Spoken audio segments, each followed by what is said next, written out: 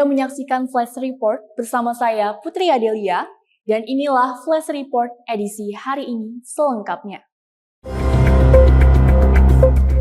Pemerintah mempercepat pengembangan Koperasi Desa Merah Putih, Koperasi Kelurahan Merah Putih, dan Koperasi Nelayan Merah Putih sebagai bagian dari strategi memperkuat ekonomi rakyat. Arahan tersebut disampaikan Presiden Prabowo Subianto saat memimpin rapat terbatas bersama jajaran Kabinet Merah Putih di Istana Kepresidenan Jakarta. Menteri Koordinator Bidang Pangan Zulkifli Hasan mengatakan pemerintah menargetkan Koperasi Merah Putih menjadi pusat penyaluran berbagai barang bersubsidi dan program bantuan pemerintah. Dengan pola tersebut, distribusi diharapkan menjadi lebih terpadu, efisien, dan menjangkau masyarakat secara lebih tepat sasaran. Presiden menginstruksikan seluruh kementerian dan lembaga, termasuk TNI dan Polri, untuk memberikan dukungan penuh demi keberhasilan program Koperasi Merah Putih.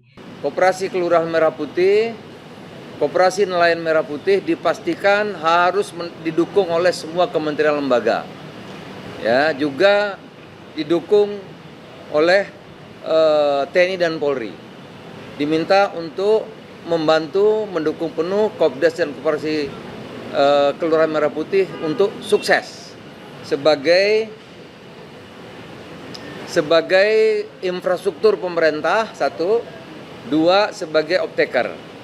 Infrastruktur pemerintah yaitu seluruh barang-barang subsidi, barang-barang bantuan pemerintah, semua nanti penyalurannya melalui Koperasi Desa Merah Putih atau Koperasi Kelurahan Merah Putih. Selain membahas penguatan kelembagaan, pemerintah juga mempercepat penyelesaian persyaratan administrasi agar pembayaran angsuran pertama Agrinas Pangan kepada Himbara dapat dilakukan sesuai jadwal pada September mendatang. Pemerintah menargetkan seluruh tahapan verifikasi dan validasi tuntas pada Agustus sehingga program dapat berjalan lancar. Presiden Prabowo berharap setelah Oktober nanti, Koperasi Merah Putih telah beroperasi secara optimal dan memberikan manfaat nyata bagi masyarakat, sekaligus menjadi penggerak utama pertumbuhan ekonomi di tingkat desa dan kelurahan. Tim Eljon Media melaporkan. DPR RI terus mengawal penyelesaian rancangan peraturan Presiden tentang ojek online agar segera memiliki kekuatan hukum yang memberikan perlindungan bagi para mitra pengemudi. Dalam rapat koordinasi bersama pemerintah di Kompleks Parlemen Senayan, pembahasan Perpres disebut telah memasuki tahap akhir.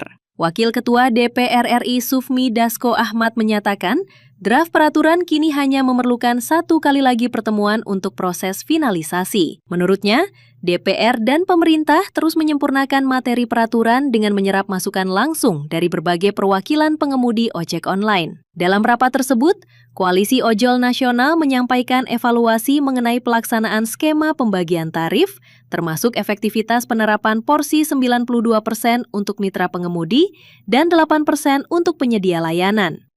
Alhamdulillah, sedikit lagi sudah pindah. Tadi kami sudah sepakat kedua tim akan bertemu sekali lagi untuk kemudian finalisasi. Ya.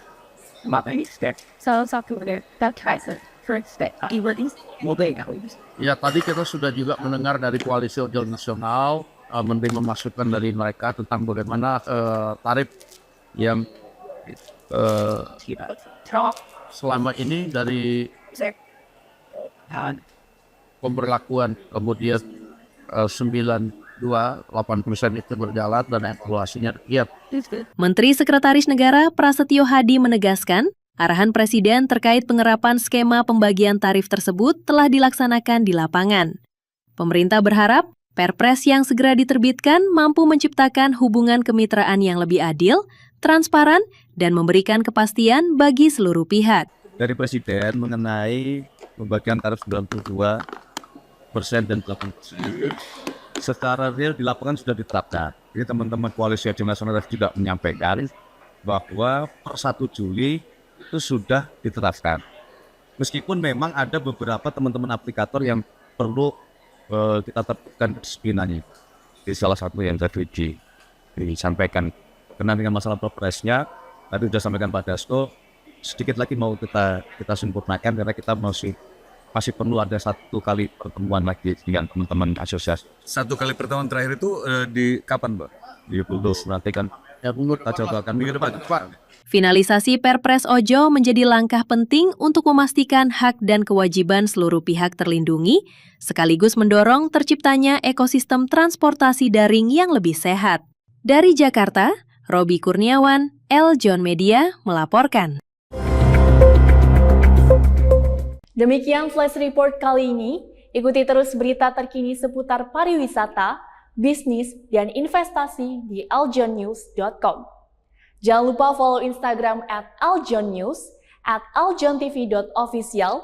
Saya Putri Adelia, sampai jumpa.